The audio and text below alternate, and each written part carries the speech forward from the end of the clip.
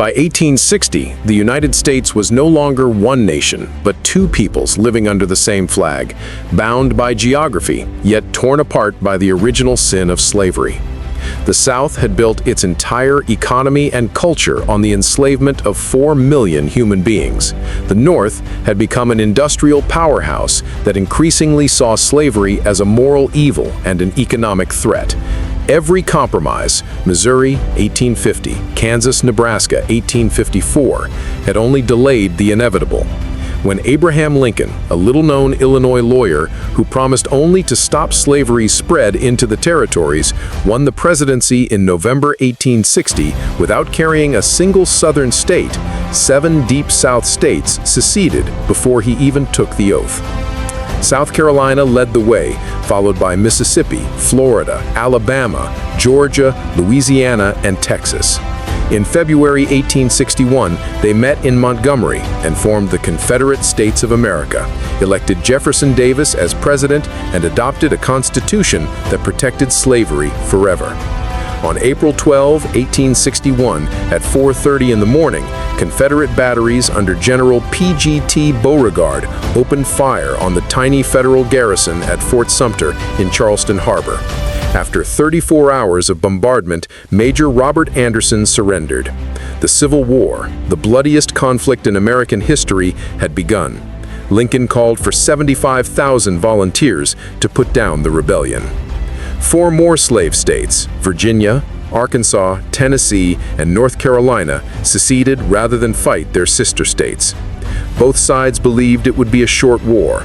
Northern newspapers boasted, "On to Richmond." Southern gentlemen in gray thought one rebel could whip 10 Yankees. The first real battle at Bull Run in July 1861 shattered those illusions. Confederate General Thomas J. Jackson earned the name Stonewall as his brigade stood like a stone wall, and panicked Union troops fled back to Washington, while congressmen who had come to picnic watched in horror. The war settled into a grim pattern of slaughter. In the West, a little-known brigadier named Ulysses S. Grant captured Forts Henry and Donaldson, opening the Tennessee and Cumberland rivers, then barely held on at the bloody 2-day Battle of Shiloh, where 24,000 men fell. In the East, George B. McClellan's magnificent Army of the Potomac repeatedly outmaneuvered but never destroyed Robert E. Lee's smaller Army of Northern Virginia. Lee's daring invasion of Maryland ended at Antietam Creek on September 17, 1862, the single bloodiest day in American history, with 23,000 casualties in 12 hours. 5 days later, Lincoln issued the preliminary Emancipation Proclamation, declaring that on January 1, 1863, all slaves in rebel territory would be forever free. The war was no longer just about preserving the Union, it had become a revolution. Black soldiers enlisted by the tens of thousands, 180,000 served in the Union Army, proving their courage at Fort Wagner, Milliken's Bend, and Petersburg. In July 1863, the twin turning points came. At Gettysburg, Pennsylvania, Lee's second invasion of the North was stopped after 3 days of apocalyptic combat. Pickett's charge on July 3 became a suicide march across open fields into Union cannon fire. The same week, Grant captured Vicksburg after a brilliant 6-month campaign splitting the Confederacy along the Mississippi River. Lincoln came to Gettysburg in November and in 272 words redefined the war and the nation itself, that this nation, under God, shall have a new birth of freedom. 1864 was the year of total war. Grant, now commanding all Union armies, hammered Lee in a series of brutal battles: the Wilderness, Spotsylvania, Cold Harbor, where men fought hand-to-hand in burning forests and the dead were piled 4 deep. Grant lost 60,000 men in 6 weeks, but could replace them. Lee could not.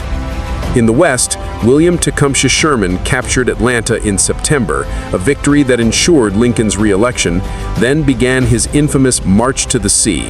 From November to December 1864, 62,000 Union veterans cut a 60-mile-wide path of destruction through the heart of Georgia, living off the land, burning plantations, twisting railroads into Sherman's neckties, and breaking the South's will to fight. When Sherman presented Savannah as a Christmas gift to Lincoln, the end was near.